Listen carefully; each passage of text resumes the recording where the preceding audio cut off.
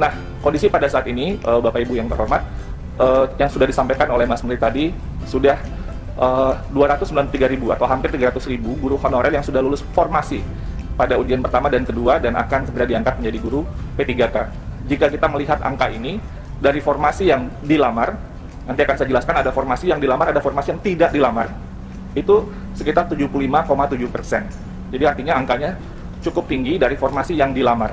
Atau kalau kita lihat dari total formasi, angka ini sekitar 58,0% dari 506.252 formasi. Ini angka yang sangat besar, persentase yang sangat besar. Lanjut. Nah, tapi pada saat yang bersamaan, kita juga melihat sebuah data yang menarik Bapak Ibu, yaitu ada 117.000 formasi lebih yang tidak dilamar sama sekali di tahap 1 dan di tahap 2. Dan ketika kita buka datanya, ternyata kita bisa melihat sebuah tren bahwa guru-guru kita tidak melamar ke daerah-daerah yang aksesnya terbatas atau terpencil, atau daerah khusus atau daerah 3T.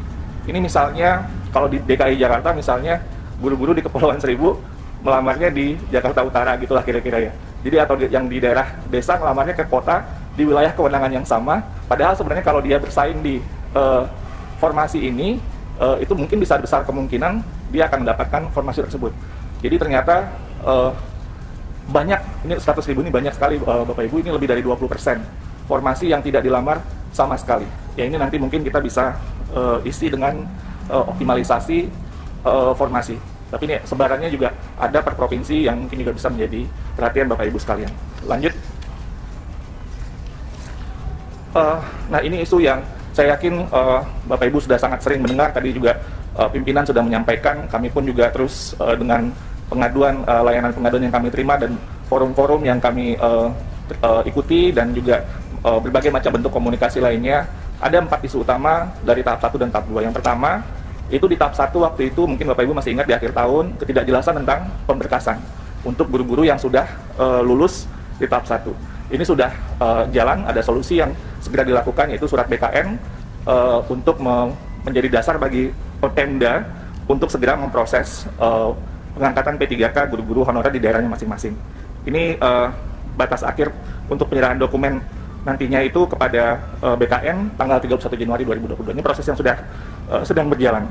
Lalu yang kedua, ketiga sebenarnya itu mirip, tapi yang ketiga nanti akan itu lebih fokus kepada masalah yang sangat kritis yang tadi sudah disampaikan oleh Mas Menteri dan sudah dijelaskan bagaimana posisi kita, adalah yang sudah lulus passing grade. Yang ini di tahap 1 sudah menjadi masalah.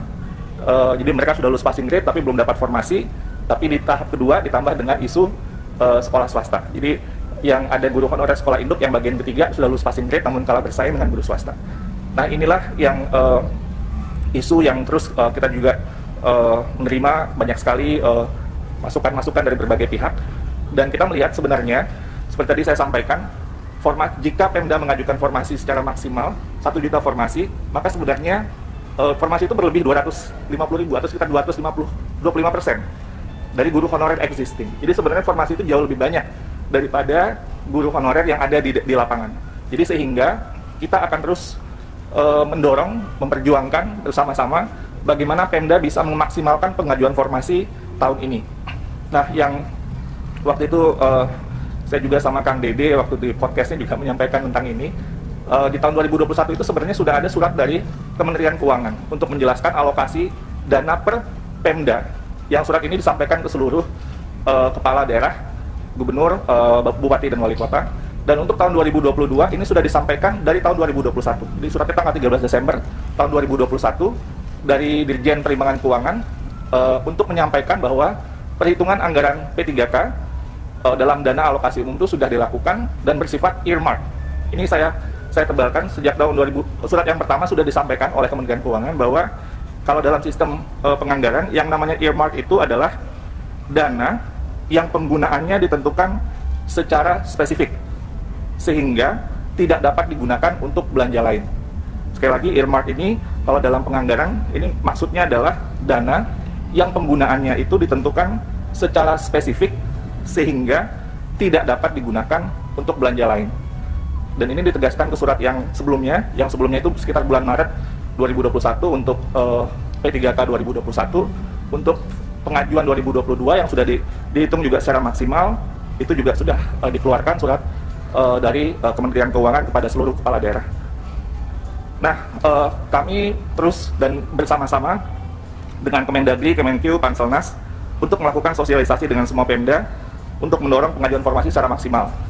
Dalam forum ini juga bisa saya sampaikan, kami berencana besok Mas Menteri dengan Pak Tito, Pak Mendagri, beserta Menpan RB, Menkyu, dan Kepala BKN akan melakukan rapat koordinasi dengan seluruh Pemda, hostnya Kemendagri, dan untuk menyampaikan bahwa ini sudah dilakukan, sudah ada anggarannya, pengajuannya sudah harus dilakukan untuk memaksimalkan, mendorong Pemda, semua kepala daerah untuk mendorong mereka mengajukan formasi secara maksimal. Karena ini adalah kunci, Bapak Ibu. Kalau ini formasi 1 juta ini nggak diajukan secara maksimal, akan timbul masalah sudah lulus passing grade tapi nggak dapat formasi, padahal formasinya jauh lebih banyak daripada guru honorer existing. Jadi ini harus kita dorong terus, mohon bantuannya juga Bapak Ibu di Komisi 10 untuk mengadvokasikan ini. Dan yang seterusnya adalah tentunya, seperti tadi yang disampaikan Mas Menteri, kita ingin mendorong ada segera terbitnya Permenpan yang baru, sehingga aturan main yang baru seperti yang prinsip-prinsip yang Mas Menteri jelaskan tadi itu bisa kita langsung akomodasi. Lulus passing grade nggak perlu lagi ikut ujian. Jadi begitu formasi yang muncul, itu mereka didahulukan dan mendapatkan formasi. Jadi itu perjuangan yang terus kita lakukan di Panselnas, dan Mas Menteri terus tentu juga mengadvokasikan hal ini.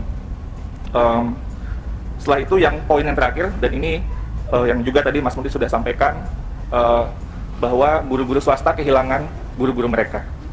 Kami sudah menginisiasi dialog, ya memang ada yang secara terpisah gitu ya, tapi waktu itu kita undang BMPS sebagai lembaga atau organisasi yang mewadahi berbagai macam sekolah-sekolah swasta atau badan musyawarah perguruan swasta tanggal 6 Januari. Itu masih sangat sudah tahun baru sebenarnya, waktu itu di akhir tahun karena kita sudah ingin untuk melakukan dialog, tapi ketemu waktunya di awal Januari, dan kita mendengar berbagai masukan-masukan dari berbagai anggota BMPS dari berbagai provinsi, dari Sumatera sampai ke daerah timur, yang intinya tentunya bagaimana guru-guru swasta dari pihak yayasan ya tentunya ini, guru-guru swasta yang telah lulus formasi ini dikembalikan dan ditugaskan di sekolah swasta. Nah, tapi dialog kemudian berlangsung dan kita pada akhirnya memahami bahwa kunciannya itu ada di Undang-Undang ASN, dan BMPS itu akan mengajukan judicial review untuk Undang-Undang ASN ini. Lalu kemudian yang tadi sudah disampaikan oleh Mas Menteri juga, ya sesuai dengan undang-undang ya semua warga negara ini berhak untuk mengikuti kesempatan untuk ikut seleksi sesuai dengan undang-undang, dan juga kita mendorong semua sekolah swasta agar juga bisa membayar gaji guru-gurunya dan juga kepala sekolah sesuai atau minimum sesuai dengan UMR, sesuai dengan Undang-Undang Ketenagakerjaan. Slide berikutnya. Bapak Ibu, ini adalah gambaran perbandingan formasi dan kuota per daerah, tapi angka yang terpenting di sini adalah ada 758.018 formasi sesuai dengan rekomendasi Panja Komisi 10. Kita sudah melakukan perhitungan termasuk seperti masukan yang kami terima untuk guru agama.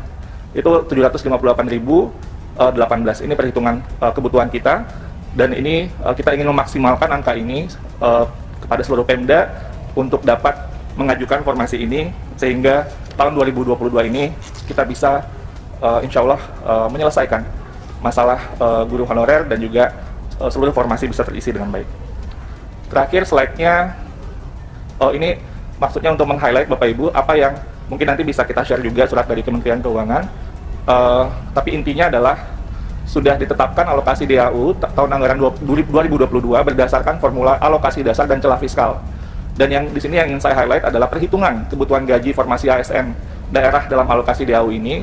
Untuk gaji pokok P3K guru yang lulus 2021 itu dihitungnya 14 bulan gaji. Sekali lagi, oleh Kementerian Keuangan, kebutuhan gaji pokok guru P3K 2021 itu dihitungnya 14 bulan. Artinya dihitung sejak Januari sampai Desember, dengan asumsi itu ya, asumsinya penggajiannya dimulai sejak Januari sampai Desember, dan ditambah ada gaji tunjangan hari raya dan kebijakan gaji ke-13. Itu dinyatakan secara eksplisit di dalam surat Kementerian Keuangan.